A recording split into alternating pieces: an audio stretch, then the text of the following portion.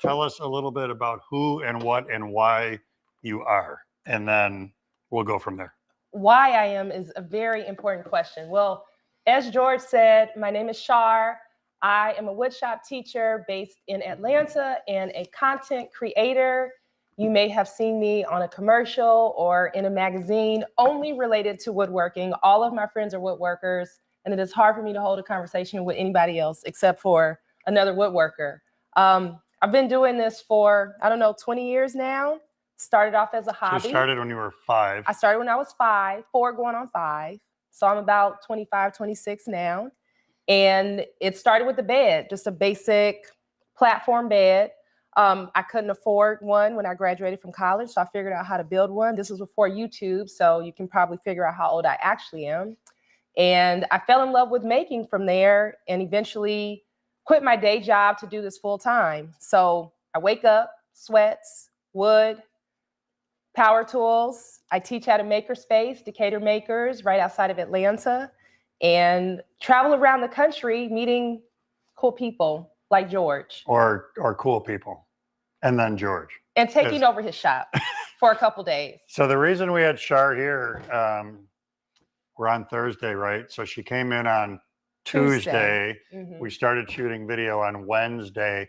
So people sometimes get antsy about the stuff because there's so much stuff in process here.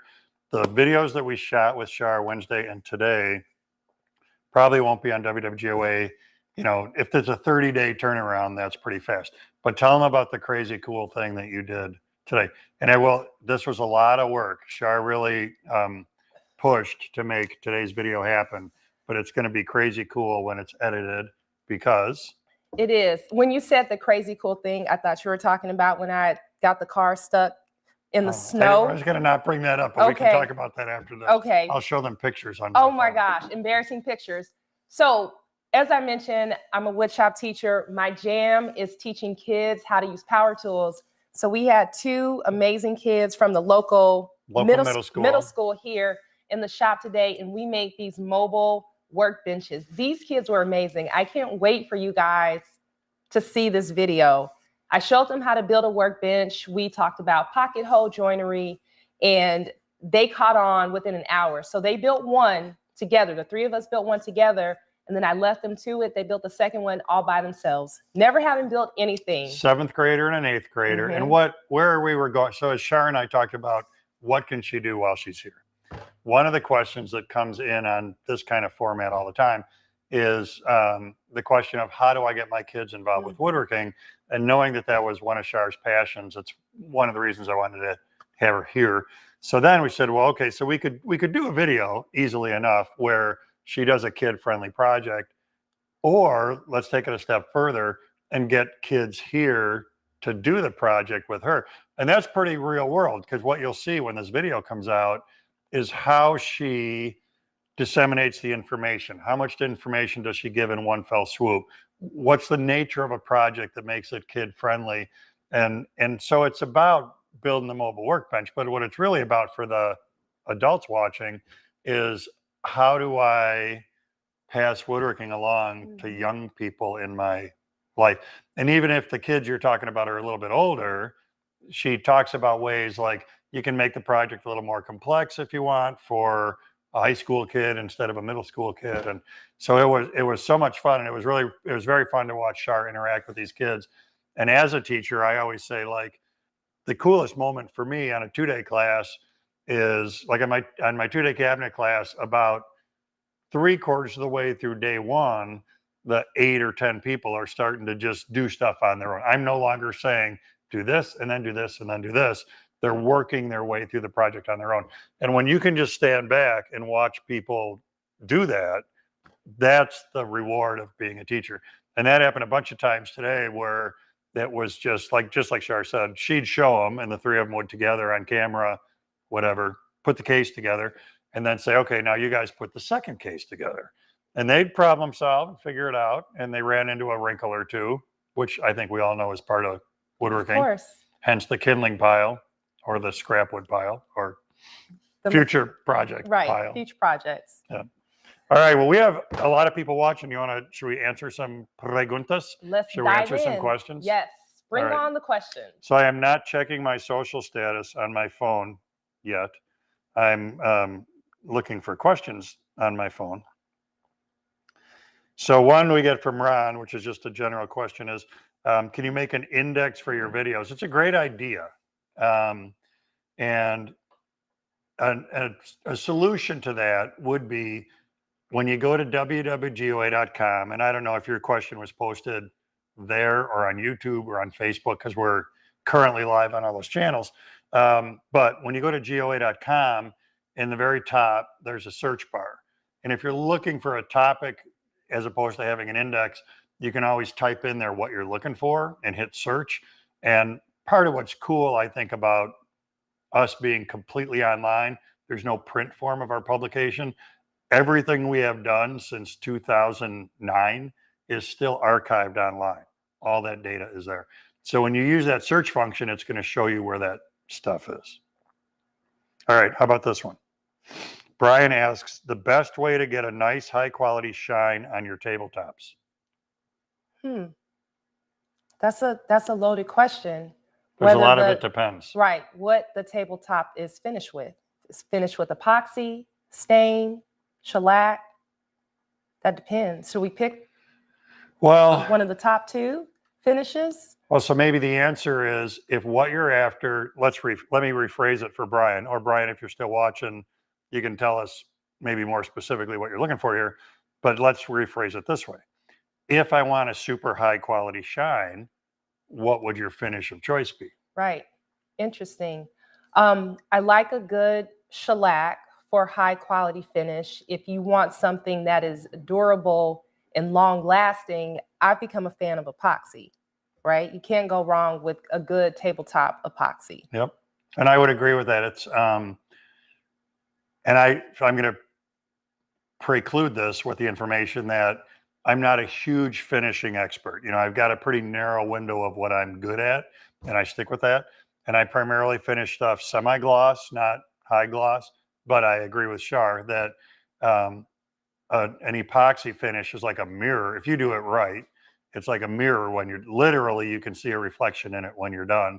And I'm sure, well, so many years ago, I made a guitar, and I did do a gloss finish on that, which was lacquer, but the process was crazy labor intensive. It was 12 coats of lacquer applied over about a 2-week period, because you had an X amount of cure time between each coat. And then once all that was on there, you sand it, you Scotch Brite it, and then you buff it. So of course, the sanding and Scotch Briting is like leveling it out. The buffing is bringing the shine back. So that was a guitar finish. You know, it's like what you typically see on a guitar, where again, you can see a reflection in that when you're done. That being said, like Char said, shellac is not highly protective. Lacquer itself is not high. Cellulose lacquer is not highly protective, but epoxy is what I'm putting on my cedar strip canoe. It's bulletproof. You know, it's completely waterproof. So if you want durability and that uber high gloss, tabletop epoxy would be a great answer. And you don't want to do 12 coats. Correct. I'm more of a let's get it done within a week. So Paul asks, oops, I missed one. I got to back up after this one. At what age do you allow kids to use the bandsaw, the table saw? He says, etc. But let's throw some tools in here. Bandsaw, table saw, handheld router table. It's a great question. I would really say that it's based on the child. You sort of know a child's maturity level before you introduce them to certain tools. So I'm a mother of 4 children, and I let my twins, when they were 6, I let them turn on the lathe and I let them use the bandsaw. Of course, you know, if you have a wild child who is not going to pay attention, you definitely don't want to stick them on something that is potentially dangerous. I would say start them off on something like a scroll saw if they're very young. As soon as a child can hold a drill, I think they can start to understand the concepts of making and the safety features and what could go wrong. But I would say before you introduce them to anything, the most important thing is to introduce them to safety. Make sure they learn from an early age to keep their eyes protected, a good respirator, and hearing protection, especially since their bodies are very young and they're still developing. You don't want to start damaging those things at an early age. Table saw, I know a lot of people are afraid of the table saw. I think the youngest that I've seen on the table saw is probably 12. But again, that's a maturity level. And a mechanics level, right? Because it's, right. We were saying that with the two kiddos we had in the class or the video today, one of whom was tall, one was a little shorter. The taller boy, he was large enough to have been able, we don't know about like his maturity level would have also been fine, but where I was going with this was he was large enough to mechanically be able to operate the table saw. But if somebody is young and shorter, there's a limitation right there where you're going to have a safety issue because you don't want to be standing on a step stool in front of a table saw. No, that's dangerous. That's a good point. That's a good point because you could be an older child, but still not tall enough. That's a good point. And I'm with Char. Bandsaw, my kids were ripping wood on a bandsaw from like day one at probably also 6, 7, 8. They didn't rip stuff on a table saw probably till they were teenagers. Just because it was the safety factor on a bandsaw was so much easier to do. Mm-hmm. And lathe is very benign. It's a great way to get kids started. And if you really want to make a lathe benign, this is interesting. Have them turn a potato. You buy the biggest potato you can buy, and you practice their chisel techniques on a potato. And like nothing can go wrong because it's not so soft it's going to blow up, but it's soft enough that it's easy to cut. Right. You don't have to worry about it catching or anything. And then everybody eats French fries that night. With a little bit of sawdust around there. Yeah. And no problem. George asks, are there rules as to diameter, length, and spacing of dowels when gluing up wood for panels or making joints? Rules. We're so good at, you and I are both so good at rules. We are. We stick to the book by the letter. So the first thing I'm going to extrapolate from this question and say, when you're doing an edge-to-edge glue up for a panel, you typically don't need dowels or biscuits or dominoes. You don't need anything in there because if you do a good joint, hand plane or jointer, that joint is stronger than the surrounding wood. Today's glues are incredible. And we have a number of videos. Jessica, if you look up just strength of glue joints on GOA, you could put that link in the comments and people could look at that. We have a number of videos about this where I fracture stuff. And it's always the wood that fractures, not the glue joint. So when would you say is a good time to use the dowels or the biscuits? 10 a.m. Perfect. With jelly and honey, right? So I primarily use loose tenons and not dowels, but dowels, biscuits, and dominoes are all loose tenons. But I add those to a joint mostly to get alignment, not that I feel I need to add strength. In the world of 3/4 inch stock, to answer George's question about size, people seem to primarily use 3/8 dowels in 3/4 inch stock. So we're half and half, right? The dowel is half as big as the material is. And then spacing, it'd probably be the same as what I would say on a biscuit, is like every 6 to 8 inches. If you feel compelled to add it, that's probably about the right spacing. And then I feel like there was a third dynamic he was looking for. Diameter, length and spacing. So I don't know, 1.5 inch long dowel maybe. So, but it's, I don't use dowels a lot because they're so persnickety. Are you a dowel person? Are you a biscuit joiner person? I'm not, neither. I don't do. Just haven't felt compelled at this point to add them. Not yet. No. Yeah. I trust the glue. That's a great way to look at it. Peter asks, what is the best stain and sealer for a kitchen tabletop? So it's finishing night, which this often happens on these Q&As, is like they get thematic just because, I don't know. Which is great because I don't think I'm a great finisher either. Cool. So we're playing Stump the Dummies today. I know, thanks. So let's just do this.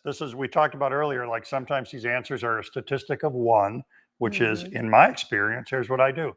So 1, I'm not a great solution for stain because I don't typically stain wood. If I want it to be brown, I use walnut. If I want it to be red, I use cherry. If I want it to be oak colored, I use oak. So I couldn't tell you the last time I stained a project. Top coat, I use Aqua Coat is the brand. Aquathane is the particular product. It's a water-based polyurethane. I spray it with an HVLP. We recently did a video that was a test of this stuff, and there's an industry standard. It's pretty cool, which is you put ketchup, mustard, vinegar, grain alcohol, coffee. It was 9 items. Wow. All of those sit on a finished surface for 24 hours, and then you wipe them off and see if it affected the finish. And it's like American Association of Cabinet Makers or something. This is their test. This isn't me. This is this association's test. And that product, the AquaCoat Aquathane, passed that test. So I love that stuff. I love how it handles. I love how it finishes. So for you, if you were putting, one, stain, do you want to go in that direction? I'm not really a stain person. I'm like you. Natural colors have to shine through. And I think that's one of the major differences between DIY and woodworking is with DIY, you're usually using pine, right? So you're going to look for a stain to get to the color you want to achieve. But me, like you, I'm a fan of walnut. I'm a fan of cherry. I'll just throw some tung oil, Danish oil, boiled linseed, depending on where where like it's the going. oils. I like the oils, yeah. And they're cool because they're easy to apply, and they're very easy if years later you want to touch up oil, you wipe on more oil. Exactly. If I want to touch up Aquathane, it's going to be way more involved. All right, there you go. Statistic of 2. So a question for just kind of GOA. Have you done any wood turning? Or maybe this is for you. Have you done any wood turning? Which is ironic. Which is very ironic because... Where's your, you talk. Because George had to kick me out of his shop last night. Gently, because I was up late turning. I've recently fallen in love with turning and increased the number of lathes that I have at home and gouges and gathering all the information. So last night, this was probably double in size, a piece of curly maple. This is green. How long have you had it? Oh, I think that was cut. Yeah, we didn't look at the date on the blank, but it was cut within the last year. It was a little bit wet, but not dripping wet. Yeah, definitely not dry yet. So we turned this on. We put this on the lathe last night, and we used, what gouge did you give me? Deep fluted bowl gouge. Deep fluted bowl gouge. The one, in fact, Paul, who asked the question earlier, Paul gave me that gouge as a gift. There's all sorts of circles of irony. Nice. I like it. Well, thank you for gifting him the gouge. And as you can see, it's turning, no pun intended, turning out beautifully. I didn't get to finish it, obviously, but I'm going to take it home. I'm also a big fan of carbide cutters. I've recently got a stash of those, so I'll be finishing this with my carbide cutters at home. And the goal with this was Char wanted to work on transitioning from scraping with carbide to shearing with the bowl gouge. So everything she did here was a shear on that bowl gouge, and she did a great job of that. If that question was in general for, like, I don't know, WWGOA, there are 11 billion, well, maybe not that many. There are a lot of wood turning videos on WWGOA, primarily bowl, a little bit of spindle, but I'm a pretty avid bowl turner. So we've got a lot of that stuff. Then in the work, it's finishing night, I guess. Oh no. Can you use, well, you kind of already answered this. Can you use Danish oil for a tabletop finish? Yes, you can. However, with the oils, they tend to seep into the wood. So that's something that you're going to have to refinish probably in a couple of years. If you don't put another finish on top, you'll have to refinish it in a couple of years. And I don't know how protective that is against typical spills on a tabletop. I've only put it on small indoor projects, but never on a table yet. Not saying that you can't. And I think a lot of people, and again, this isn't my area of expertise, but I think they wax over oil to get it a little glossier and a little shinier. Oil doesn't have a lot of natural gloss to it. Right. But a wax over the oil is what will give it a little bit of gloss. But again, we're both very prepared to say, yeah, I don't know. So mostly yes, kind of okay. Yeah, we need to up our finishing game. Probably. Why? I'm very happy. People want it. Okay. Oh, because you want to be more helpful. I will up my finishing game. Okay, then you can come back and do more finishing questions. Annette asks, what are your go-to projects when teaching woodworking to beginners? Clearly for you. Yes, my go-to projects. Well, with kids, we always start off with either a toolbox or I make these really cute ring toss games. I think the initial goal is to get them use some of the heavier machinery. When we think heavier machinery, safety with a child, we're thinking something like the miter saw is something to get them started off on. So I like to start with those basic projects that only involve one power tool and possibly a drill. I think getting them to understand how a drill works is important. You'd be surprised. So you really want them to know the drill?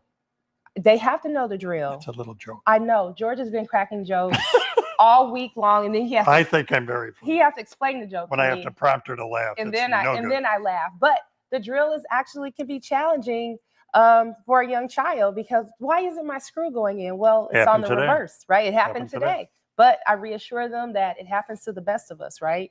At least once per project, we forget to turn the reverse off. So let's go back. So toolbox and the ring toss. And what I like about this is I think what's too easy as adults is we say, hey, you should make this thing.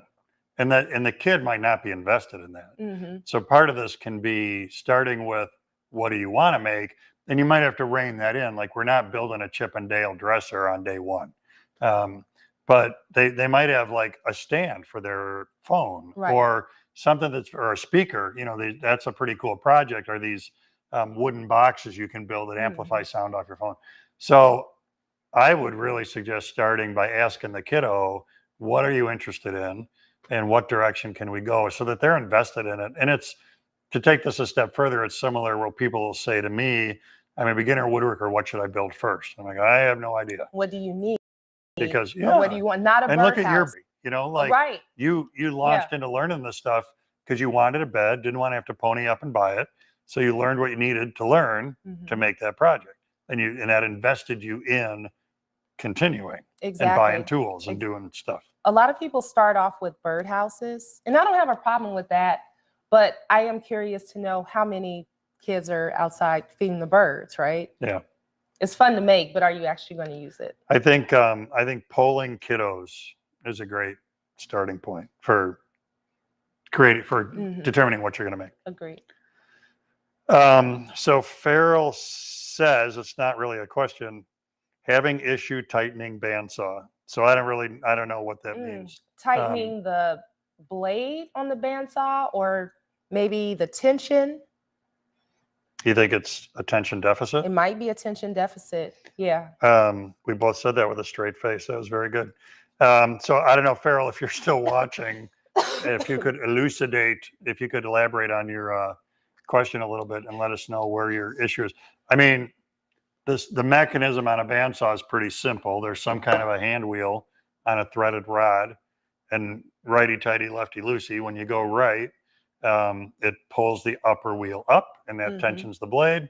And if you lower it, it loosens the blade. Right. So, and I wonder if it's a blade issue. Maybe you have the wrong size blade.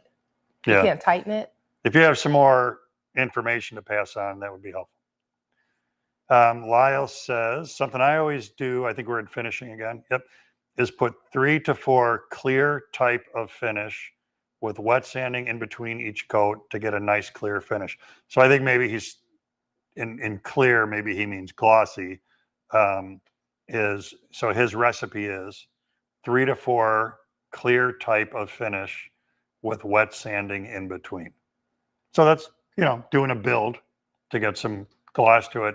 And then you can't, if you're going to wet sand the last coat, which sometimes you have to do if it gets like sawdust nibs in it from stuff settling out of the air, then you would have to buff that back, which is doable. Like I did with the guitar, you might have to buff it back to get that gloss back. But that sounds like a good recipe. Yeah. What's the quote of the week was, there's more than one way to skin a cat. Exactly. And we talked about like, where does it, why are we picking on poor cats? Like, why are we skinning cats? I don't know. Everybody finishes differently. Yeah. Before we go too much further, one of the things I want to point out is, one, thanks as always to Tight Bond for sponsoring our live streams and bringing us to you for free. Normally we're facing that way and the Tight Bond banner is behind us. but we're in a different direction tonight.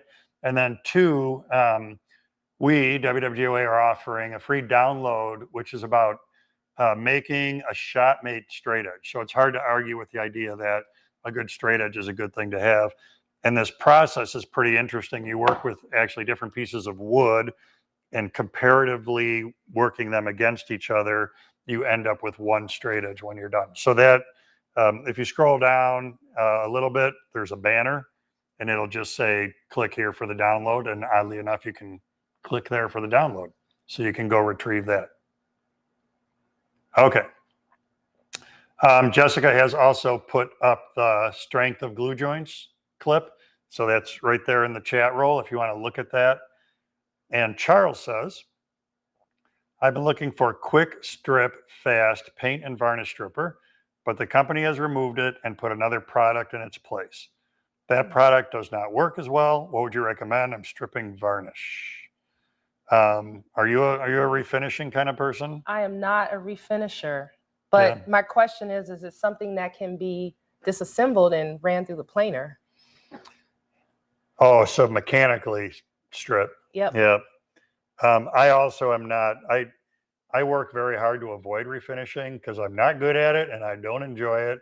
And that whole process of stripping off old finish, I find to be, for me, incredibly tedious. And it's so like, thank goodness there are people in the world who make that their jobs, because I send all sorts of people that way from this shop because I get asked about that all the time. So unfortunately are not the right people. We have another, I don't know here, which is okay. We need a third person.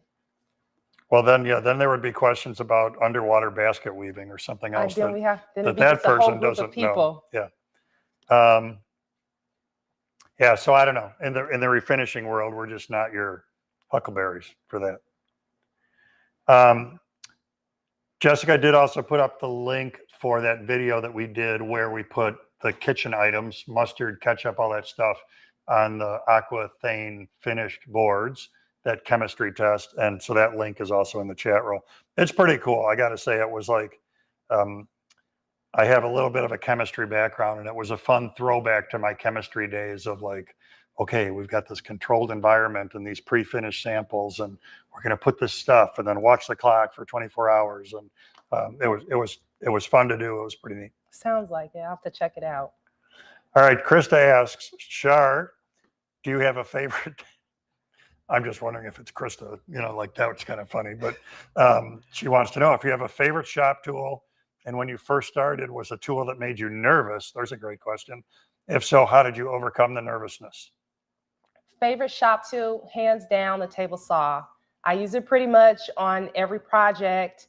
And yes, of course, at first I was terrified to use it because everyone else said, oh, it's so scary, it's big, this can happen, that could happen. But once you know the worst that can happen and you know how to avoid it for the most part, you're fine. I think changing out the blade probably was a little bit scary for me, changing the single blade out to a dado set. But now I can do it with my eyes closed, although I don't close my eyes when I do it. I actually enjoy changing the blade out and putting the dado set in and changing it back. It's good practice, and it's something that everybody should learn how to do, especially when your blades tend to get dull. In putting the right blade. We actually did a video yesterday on choosing on kickback, and we did one on blade selection. Selecting the right blade for your table saw. So it was the table saw now, and it's my favorite tool. So then to get to the point where you were more comfortable, did you watch videos? So how did you learn the stuff to get you over the brink of uncomfortableness? Making repetitive cuts. I admire and appreciate everybody who is on YouTube or who does videos, but at some point you have got to turn the computer off and you just have to get out there and do it.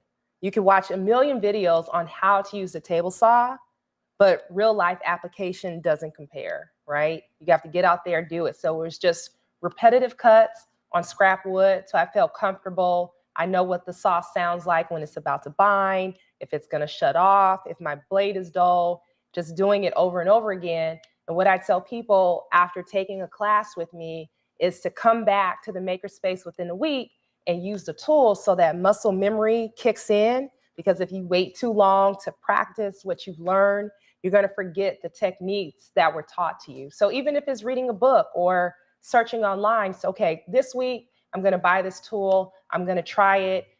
I know what could go wrong, whether that's the router. I think a lot of people tell me the router is one of the things that they're most afraid of. And I'll admit, I don't use my router a lot either, but I don't need to. I'm a table saw girl.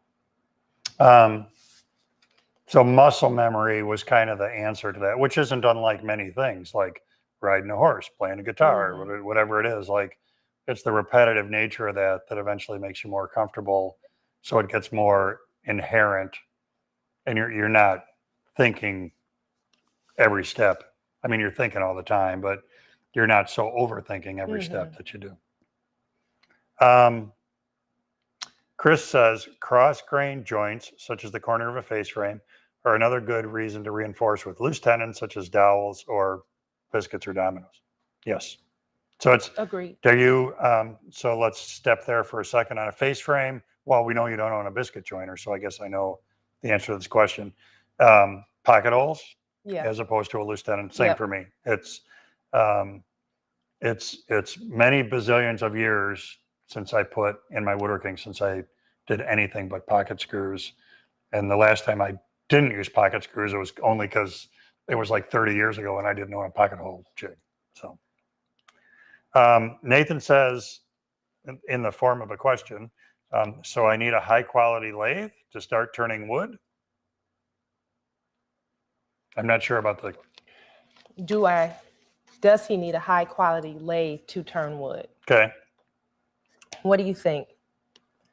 You're the bowl turning expert here. Well, so it's like a lot of things. I never really know how to answer this question. So I can put it in the context of like me playing guitar. So if somebody says to me, my kid wants to start playing guitar, what should I get? And I send them to a big box store to buy a $150 guitar. The kid may have enjoyed playing guitar, except that the action is so high, it's hard to play. Their fingers are bleeding just because the strings are so hard to press. The tone isn't good, so the guitar inherently doesn't sound good because it's a $150 guitar. Had they started with a $700 Taylor, it would have been easier to play. It would have sounded better, but maybe they don't keep playing guitar. Now you own a $700 Taylor. So I do have a strong feeling of buy once, cry once. And save your pennies, get the best lathe you can buy, get the best table saw you can buy, get the best router you can buy. And you can always graduate onto, so like in Char's case, she started with like a mini lathe, right? And then went up to a bigger lathe. Mini lathes these days are pretty capable. They've come a long way, and there are a lot of them in the marketplace, but you're not going to turn that bowl on most mini lathes. So when Nathan says to start turning wood, you can turn pens on the tiniest of lathes, and not just pens, but that category of you drill a hole, you put in a bushing, you make a perfume atomizer, Christmas ornaments. Yeah, there's all sorts of stuff. Honey dippers. So you could do lots and lots of turning at that scale on a little, not so great mini lathe. Well, the other thing I was going to say, as far as price is concerned, and this is coming from someone who didn't have the resources to buy nice tools initially. So a lot of what I bought was on the lower end, and now I regret it because I'm replacing all of those tools with either mid-price or high-price tools. But sometimes it's not always about the tool itself. It's about the accessory, because you can have a $5,000 cabinet table saw with a cheap blade, and your cuts are going to be crappy. It becomes the lowest common denominator. Exactly. So sharp blades, sharp cutters on your router, and good turning tools. I brought some of my gouges with me from Atlanta, and even though they're decent gouges, they weren't sharp. So George sharpened some of them for me, and of course they're going to turn a lot better. So sometimes it's not all about the tool. It's about what you're actually using. Right. It's a little bit of both. Don't buy the least expensive tool. Yeah. That's the bottom line. And I would say when you get to bowls, that when you get away from small stuff and larger bowls, mass is good, weight is good. My big lathe weighs 400 pounds. and that's without sandbags or anything on it. And you want that when you turn big stuff to take that eccentricity so it doesn't vibrate when you're starting those big turnings. I had that happen to me. Whatever lathe you do buy, make sure it's anchored tightly to something. I had a piece of burl that I was turning on the lathe, and we were just doing an experiment, and the lathe almost literally Vibrated off. jumped off of the table. Yeah. George Anderson asks, is there a standard width and angle for T-slots, or are most proprietary to the clamps used? T-slots as in? Yeah, I don't understand. Width, I get. Angle, I don't get. But I will say this. With some, I've got Rockler T-slots in this table, and these will accept T-headed things, and they'll also accept just the head of a 1/4-20 bolt. I've seen T-slots, T-tracks out there where they'll only take the T-track specific heads. They won't accept the 1/4-20 bolts. Yeah. So I guess the answer to your question is, I think it is, was there a standard? So the answer is no, because I just said that. Right. I don't think there's a standard either. And then you also might find on older tools that it is not standard. I have a really old Ryobi router table, and the T-slot is maybe 3/4 of what this is. And I'm thinking, what could actually fit in there? Fit in there. And, right. Nothing fits in there. So it's basically unusable now. But that router table is probably 15 years old. It'd be good to do a little diligence on the front end when you're going to buy your T-track of what will it accept. And that universality of being able to take hold down jigs with whatever kind of head they have and 1/4-20 hex nuts, hex bolts. That's pretty handy. Same on the CNC machines I have. I'm pointing in that corner where you can't see. But those all have T-tracks and the spoil boards for hold downs. And those all have that double capability of either hex head stuff or it's like the flange bolts from a toilet are what the other ones look like. The other bolts. Wilfred, why do you, George, use in a lot of your GOA videos a wood flip scale over a pull tape scale? Char can also answer this. Do you like one over the other? So I think what he means is a folding ruler is where we're going with this instead of a tape measure. And the simple answer is because it's the right thing to use. So now I recognize, I actually, sometimes there are trolls on the internet. Are you aware of that? Who say stuff? Yes. It's like, and this isn't Wilfred. I'm saying in my woodworking career, in 15 years of making woodworking videos, and this appears in probably almost every one, a few comments have been made about the fact that I use a folding rule. The history for me with this is that 40 years ago when I was a carpenter, the guy who was running the crew was very my way or the highway. And he required that in your tool apron, you have a tape measure and a folding rule. And there were distinct scenarios in which you should be using the folding rule or you should be using a tape measure. And if you were using the wrong one at the wrong time and Jim caught you, it was a really, really bad day. Ex-military guy, and he was right here in your face. So which one do you use for which? Which one did he tell you to use for which? So this is, when I'm in my shop, this is in my hip pocket all the time. And a big line in the sand for me with this is if I'm doing an inside measurement, if I'm going to measure from the rip fence to the blade on the table saw, I'm going to do it with the folding rule. If I'm going to hook on something, if I want to know how wide this bench is, and I'm going to hook and pull, I'm going to do that with a tape measure. And then too, obviously you run into scenarios where if it's 10 feet long, I'm not going to measure its length with a folding rule. Right. But the other thing that's cool about this is if I want to know how wide that thing up there is, I can leave, I'm trying to show the camera, I can leave it like that or like that. And then I can project this up and I can take a measurement.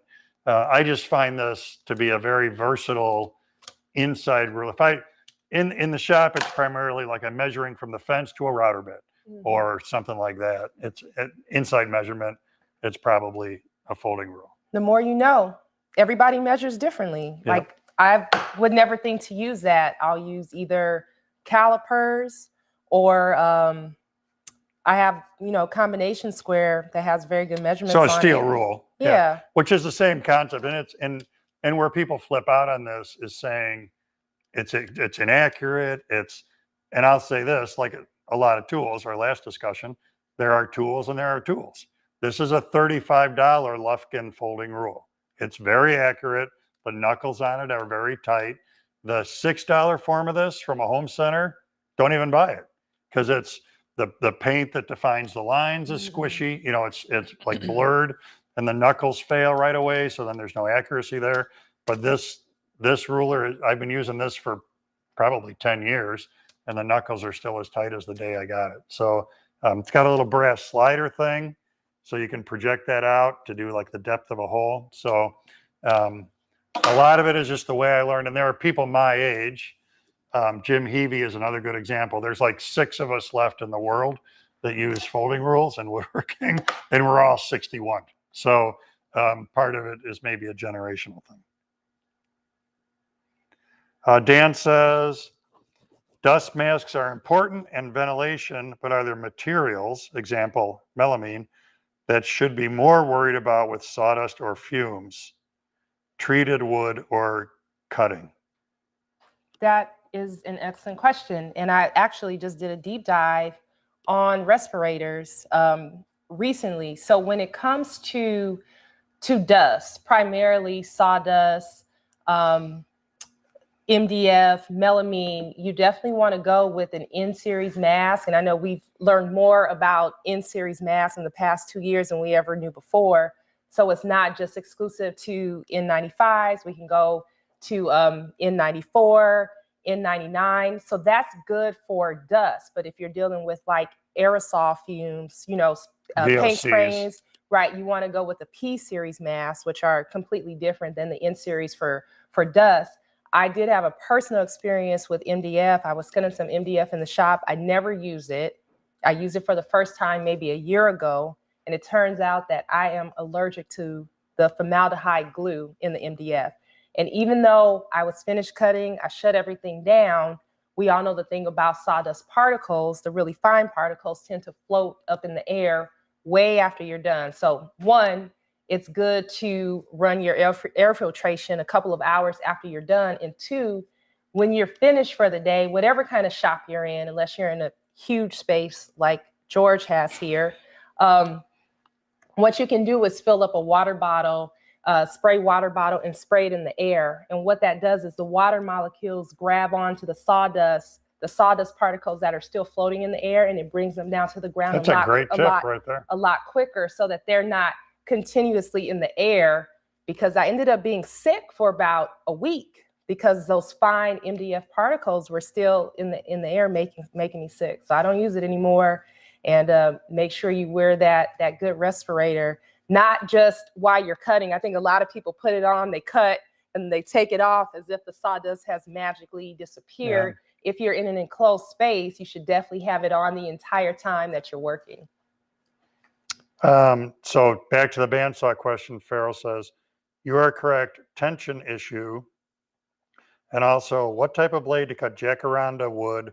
Don't know if I'm using correct blade, dulls too fast. So on a bandsaw,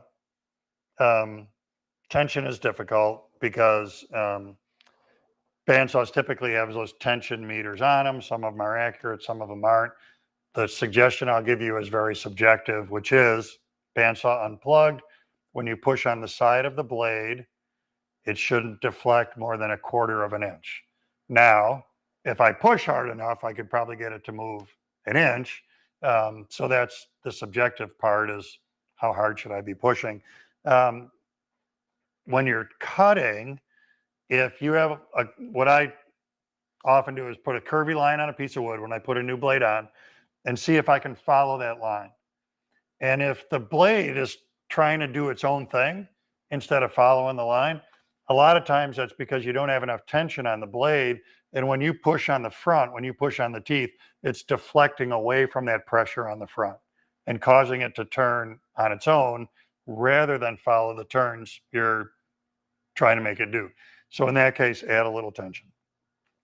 In the case of Jacaranda, have you ever seen Jacaranda? No. It's amazing. It's a very beautiful wood, naturally weather resistant. Mm. So apparently I have an hard time cutting it. I've not had, I haven't found Jacaranda to be exceptionally hard. Like some woods, like teak has silica in it, which dulls blades in a heartbeat. I've never run into anything like that with Jacaranda where it's so hard, I have a hard time cutting it. So here's what I would suggest, Farrell, is there's a great company called, little brain bubble there, PS Wood, sorry, quiet moment. PS Wood sells Timberwolf bandsaw blades, and I'm pretty sure they are P like Paul, S like Simon, great artist, pswood.com. Call them and say, this is the kind of bandsaw I have. This is what I'm trying to do. And they will recommend for you. They're very good at identifying tooth geometry, how wide should the blade be, what your bandsaw needs in order to make that cut. And they'll really, there's so much stuff out there, hook tooth, skip tooth, plus the tooth count. Plus, are you resawing? Are you scrolling? There's so many variables here. So give them a call and they will recommend a Timberwolf bandsaw blade for you. So our friend Gary asks, he's late to the party. Did you get a few bowls turned? Oh, hey, Gary. This is as far as I got. Because we had this stupid video work we had to do. Yeah, we tried to cut into our bowl turning. Rush through that, and it was probably about 7 or 8 when we finally started turning. But yeah, this is as far as I got, and I think this was great. It's a beautiful chunk of maple, and Char sheared with a bowl gouge for the first time ever last night and did a great job. And I, at the risk of jinxing you when you go home and do the interior, I don't think you had a single catch yesterday, right? No. You never had of the chisel catching, which is pretty, I teach a lot of bowl turning classes. It's pretty unheard of to not have a catch when you're learning to use a bowl gouge. I've turned before. This is the largest. Well, no, this is not the largest. But shearing with a bowl gouge is a whole different kettle of fish. It was fun, and I'm almost done. Halfway. So Cleston points out for us, Nova, and you turned on a Nova lathe yesterday, has a 1 horsepower lathe with a 14-inch swing for $700. So that goes back to the question of, do I need an expensive lathe to turn? So that's a good thing to look into. I wish they'd produce table saw molding heads again. It would be great for shaker doors, reducing the need for a high power router. So are you familiar with that concept at all, molding on a table saw? No. All right. So Great tell. I have a thing here. See, I'm learning so much tonight. So back in the day, one could buy a molding head for a table saw. So this is a head. The cutters themselves are removable. There's an Allen screw right there. And by taking the cutters out, I could take this cutter out, put in a different one, put in a different one. So much like running a dado head in the table saw, I could run this in the table saw. The difference is, like a router table, whatever is here, I'm going to leave that profile in the face of the wood. That is cool. So yeah, it's something I haven't seen for a long time. It's interesting to know about. For both Char and I, we're both on saw stop saws. So even if that was available today, it wouldn't work in our saws.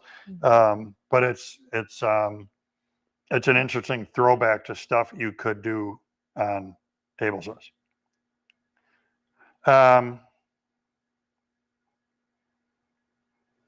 So this comment, I'm not sure I get. I've been watching wood turning on YouTube for 2 years, and I already feel like an expert. What is one thing I won't learn on YouTube? You went through a lot of this yesterday, the body English, the mechanics of using a bowl gouge and not just standing here using a cutter, but the whole, you got to move your hips, you got to walk around the bowl, you got to, that's a very mobile experience using a bowl gouge. Well, I like to see some of those videos because I too watched a lot of YouTube videos on bowl turning, and there are some extremely talented turners. But what I notice is no one talks about body position or opening or closing your gouge or where to position the handle at your hip. So I think if someone could do a video like that, that would be amazing. But we'd love to hear more about your bowl turning experience once you apply what you learned on YouTube and applying it in real life. I went and did a class with Ashley Harwood, and she's the push cut is her big thing. And she, much like I did with Char yesterday, in the middle of a cut, she would just put her hand on my hand and have my hand rotate the chisel a couple of degrees clockwise or counterclockwise, or her hand back here and just move the handle a couple of degrees. And that's what I was doing the same thing with Char yesterday, because you got to like find that sweet spot where it's cutting, and then I could let go and Char could keep going, because now she sees the result and she can mimic that mechanic. Same as I did with Ashley with her bowl turning class.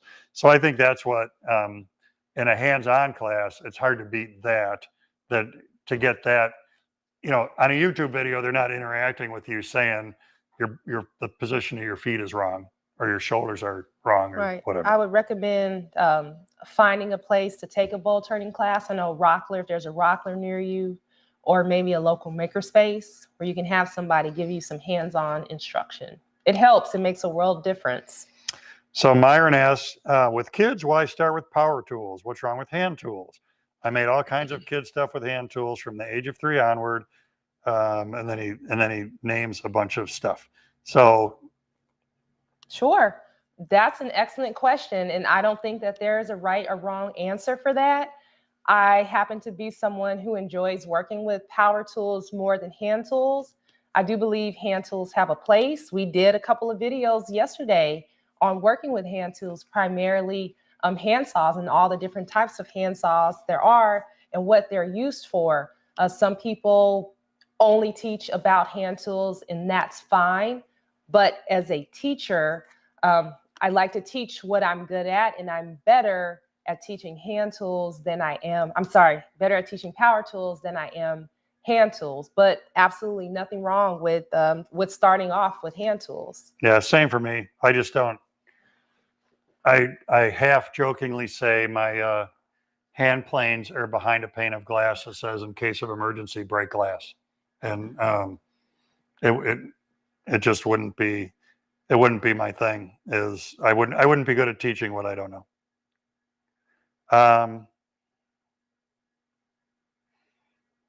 So just a couple of comments. Mark says, at least with the folding rule, you'll always be consistent. And so let's hit that for a second. I mean, there's a little bit going on with the tape measure. Part of it is the end of a tape it floats. You can hear it clicking, and that's designed for inside measurements, outside measurements. It floats the thickness of the hook of the tape. So when you're measuring inside and you push, it closes the float, and it's compensating for the fact that that hook is like a 1/16 of an inch thick. And then when you hook on the outside, it floats to the end of that float so that you're not compensating for that. Now, the other thing that's happened to me a bunch of times is you drop the tape and it lands on this. And then the next time you hook, you don't know, but you're an eighth or a quarter off because it's bent in. That's a different, now it's a problem with because you bent your hook. But the float is a good thing to keep in mind that this doesn't mean that this tape sucks. It needs to have that float. If it didn't have that, it would suck. If the tip wasn't loose, if the hook wasn't loose. Nathan puts a link in here. Some people do still make molding heads for table saws. A comment, worked in a cabinet shop for a while. If I forgot to wear my mask, the MDF sanding would cause my nose to bleed. Oh, wow. Yeah, that's bad. All right, Dan says, I had a mill say they do not cut walnut because of the sawdust. Are there other materials that can be harmful? Why was walnut not allowed to be cut? So some people react very aggressively or whatever, I mean, are very reactive specifically to walnut. If you have walnut shavings in your shop and you're saying to people, come get free shavings, and it's like walnut, oak, maple, and cherry, the walnut shouldn't be in that pile. It's never used for horse bedding. Right. You can't put it on plants as compost because it'll kill them. So walnut is a very aggressive or whatever. If you look at a walnut tree, if you see a walnut tree in the wild, not on a lawn, it's pretty interesting. If there's prairie grass this tall, under the crown of the walnut, the prairie grass will be this tall because the tree itself is just giving off stuff that prevents things from growing under the crown of the tree. Western red cedar is another one that some people find reactive. And then just in general, a lot of the tropical woods, rosewood is one that a lot of people react to just by nature of, I don't know what's in the dust, but something. All right, we have a minute. So before we close out, I want to remind everybody, one, thanks again to Titebond. Thanks again to Titebond for bringing this to you. Two, I'm going to give you a second to tell people where to find you, so think about that. And then three, we often have downloads available that we think are going to help you out. So if you scroll down just a little bit, you'll see a banner that says get the download to make a shop-made straight edge. And I mentioned earlier, it's a cool process where you use multiple pieces of wood comparatively with each other to end up with one that is perfectly straight that you can use as a straight edge in your shop. Having the shop today, Char Miller-King. What? If I wanted to find you, might I go to Instagram? You might find me on Instagram. What are you called there? Just, some girl in Atlanta. I'm Wooden Maven, WOODEN, Maven, MAVEN, on Instagram. I also have just a few videos up on YouTube. You can also find me on Magnolia and Discovery Plus. I'm season 1, episode 10 of Restoration Road with Clint Harp. And I also have some links to some commercials that I've done on my Instagram. And I'm pretty sure you can find me on a television show somewhere very soon. And Char's videos will be on GOA in some period of time. Yes. We shot a bunch of stuff the last 2 days. Takes the edit suite a little bit to turn this over. So watch for her stuff coming probably 60 days or so from now. Yes, there's a bunch of behind the scenes footage up on my Instagram page now. And yeah, Char was a way better social media poster. Even though she was the one in the videos and I was just in the background watching, she'll see way more of our stuff from the last 2 days on her page than on mine. All right, you ready to say goodbye? Ready to say goodbye. So I'm thrilled to have had Char here the last couple of days. Thanks to everybody for watching. So a couple things coming up. In May, I'm teaching at the Mark Adams School in Indianapolis, a 5-day-long cabinet making class. I have no idea if there's still space available or not, but if you're interested in that, check with the Mark Adams School. Do you have any places you're going to be? Oh yeah, that's a great question. So if you're in Atlanta, you're looking for a place to learn, we have a family-friendly maker space called Decatur Makers. You can check us out online, decaturmakers.org, or Instagram, Decatur Makers. I'll also be teaching in May at the Penland School of Crafts. That's in Penland, North Carolina. I think there might still be a few spots left. It's at the end of May. And then this live in April, and I'm not positive of the date at this second, Jimmy DeResta will be the guest on the April Q&A because he's going to be in the shop that week doing videos like Char was here this week doing videos. So watch for the announcements about coming up in April because that'll be, we'll have Jimmy here for that. Other than that, I think it's good night, Gracie. Good All night. right, Jessica, take us home.